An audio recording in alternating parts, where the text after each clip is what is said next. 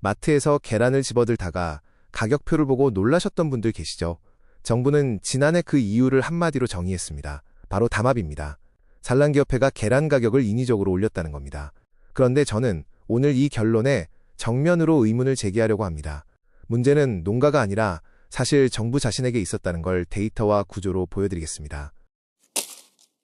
지난 1월 30일 공정거래위원회는 산란기업회에 심사보고서를 보냈습니다. 협회가 지역별 희망산지 가격을 고시하고 농가들이 이를 기준으로 거래한 것이 가격 담합이라는 겁니다. 농식품부는 3월 26일 후속 대책을 내놨습니다. 담합에 가담한 업체와 협회의 정책자금 지원을 끊고 심하면 협회 허가까지 취소하겠다고 했습니다. 그리고 앞으로는 정부가 지정한 기관 외에는 계란 산지 가격을 발표하지 못하게 막겠다고 했습니다. 1인당 계란 소비량은 2021년 296개에서 2025년 350개로 크게 늘었습니다. 먹는 건 더 먹는데 매년 반복되는 고병원성 조류 인플루엔자로 산란계는 줄어드는 구조입니다. 올해만 해도 산란계 1,100만 마리가 살처분됐습니다.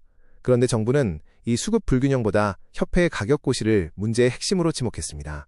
저는 그 판단이 왜 틀렸는지 지금부터 하나씩 짚어드리겠습니다. 1985년 서울 가락동에 농수산물 도매시장이 문을 열었습니다. 채소, 과일은 물론이고 소와 돼지까지 우리가 소비하는 거의 모든 농축산물이 이 공영 도매시장을 통해 경매로 거래되기 시작했습니다. 그런데 딱 하나 빠진 게 있었습니다. 바로 계란입니다. 그 이후 전국 각지에 수십 개의 공영 도매시장이 추가로 생겼지만 계란은 여전히 단 한 곳도 편입되지 않았습니다. 40년 동안요. 공영 도매시장 울타리를 기준으로 그 안에서 거래되는 품목과 그렇지 못한 품목 사이에는 차이가 생기기 시작합니다. 공영 도매시장에 거래되는 품목들은 어떤 혜택을 받았을까요? 출하자가 농축산물을 출하하면 다음 날 바로 대금을 정산해 송금해줍니다. 경매 가격은 실시간으로 공개되며 가락시장 밖에서도 이 가격을 기준으로 흥정을 하기 시작했습니다. 기준 가격이 만들어진 것이죠. 계란 농가는 어땠을까요? 계란 농가의 시간은 다르게 흘러갔습니다. 물건을 먼저 넘기고 한 달이 지나야 가격을 알 수 있습니다. 이를 업계에서는 후장기, 즉 사후정산이라고 부릅니다.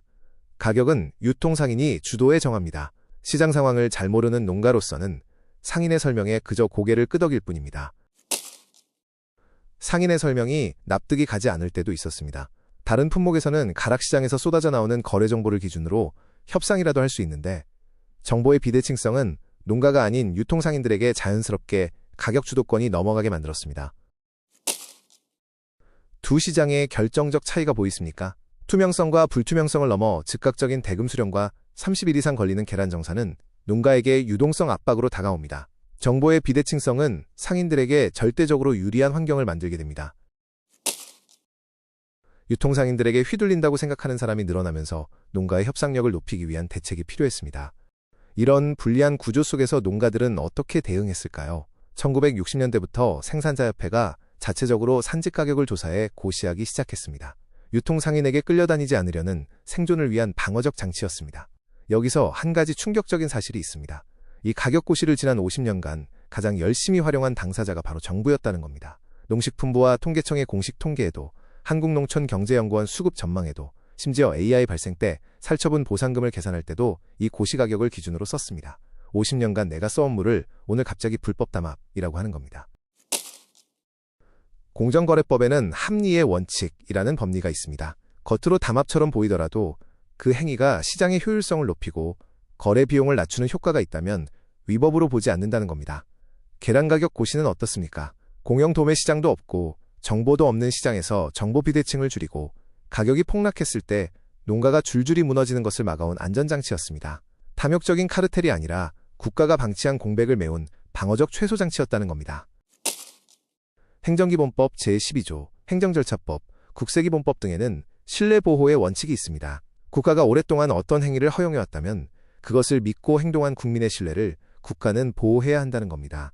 또 실효의 원칙도 있습니다. 제재 권리가 있음에도 오랫동안 행사하지 않아 상대방이 안심하게 만들어 놓고 갑자기 칼을 꺼내는 것은 원칙에 어긋난다는 법리입니다. 두 원칙 모두 지금 정부의 행태에 정면으로 위배됩니다. 그렇다면 해법은 무엇일까요? 결론부터 말씀드리겠습니다. 규제와 과징금으로는 절대 이 문제를 해결할 수 없습니다. 정답은 다른 농축산물에 이미 있습니다. 바로 공적 유통 인프라입니다. 첫 번째 해법은 계란 정산 전문기구, 쉽게 말해 계란 정산회사를 만드는 겁니다. 가락시장의 도매법인처럼 농가가 물건을 넘기면 출하 즉시 100% 대금을 보장해주는 결제 보증기구입니다. 정부가 직접 만들 필요도 없습니다. 일정 요건을 갖춘 민간법인을 지정해서 운영하면 됩니다. 전국 계란 유통 물량의 단 5%만이라도 이 기구를 통해 투명하게 거래되면 충분합니다. 두 번째 해법은 그 실거래 데이터를 공적 기준가격으로 만드는 겁니다. 정산기구를 통해 쌓인 진짜 거래 데이터를 축산물품 질평가원 같은 공공기관이 매일 발표하면 그게 바로 반박 불가한 시장 기준 가격이 됩니다. 그 순간 생산자단체가 따로 가격을 고시할 이유가 없어집니다. 공정위가 담합이라고 할 거리도 사라집니다. 5%의 투명한 데이터가 나머지 95% 시장의 룰을 바꾸는 겁니다. 세 번째는 연착륙입니다. 50년 된 관행을 하루아침에 범죄로 규정하고 과징금을 때리는 건 야만적입니다. 대안 인프라를 먼저 만들고 충분한 전환기간을 준 뒤에 새로운 룰을 적용해야 합니다. 그 사이에 표준거래 계약서를 제도화해서 가격과 규격과 손상 비율을 미리 정하는 투명한 거래 문화를 만들면 됩니다. 정부는 앞으로는 민간에서 계란 가격을 발표하지 못하도록 하겠다고 합니다. 정부가 지정한 공공기관이나 연구기관만이 하도록 하겠다고 하고 정부가 계란 가격을 심의하는 위원회를 만들어 대응하겠다고 합니다. 지금까지 농가들이 조사해 발표한 계란 기준 가격을 정부는 농가의 희망 가격이라고 일축했습니다. 같은 논리를 적용한다면 정부가 지정한 공공기관에서 정부가 만든 위원회에서 심의에 공표하는 계란 가격은 정부의 희망 가격이 될 뿐입니다. 농가가 발표하든 정부가 발표하든 중요한 것은 두 가격 다 시장의 상황을 정확히 반영하지 못한다는 것입니다. 위원회를 통해 생산한 기준 가격은 해결책이 될 수 없습니다. 여러분이 보기에 산란계 농가들이 담합을 저질러 온 죄인들인가요? 제 눈에는 그렇게 보이지 않습니다.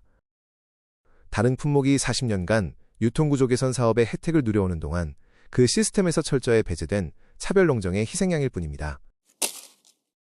정부가 해야 할 일은 명확합니다.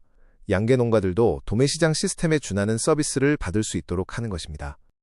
계란 정산 전문기구, 즉 선정산 시스템이 만들어질 수 있도록 먼저 법률적 토대를 만들고 하루라도 빨리 시행에 나서야 합니다. 정산기구를 통해 축적된 실거래 데이터를 가공해 매일매일 거래 정보를 공표해야 합니다. 시장은 자연스럽게 이 거래 데이터를 기반으로 거래를 하게 될 것입니다. 투자도 없이 인프라도 없이 들이미는 소급 제재는 즉각 멈춰야 합니다. 정부가 불법이라며 공권력으로 짓밟은 계란 가격 결정 체계는 40년의 정책 공백 속에 시장이 만들어낸 작품입니다. 시장의 원리를 거스르는 정책의 끝은 산업의 붕괴뿐입니다. 정부가 양계 산업의 고압적인 태도로 일관하는 것은 바람직하지 않습니다. 오히려 그동안의 정책 공백을 먼저 시인하고 유통 인프라 구축에 나설 때 계란값도 농가의 눈물도 비로소 멈출 수 있습니다. 오늘 이야기는 여기까지입니다. 농업 그 이상의 경제 파민사이트 김재민이었습니다. 여러분의 구독과 좋아요는 파민사이트가 농업 분야 공론의 장으로 성장하는 데 큰 도움이 됩니다.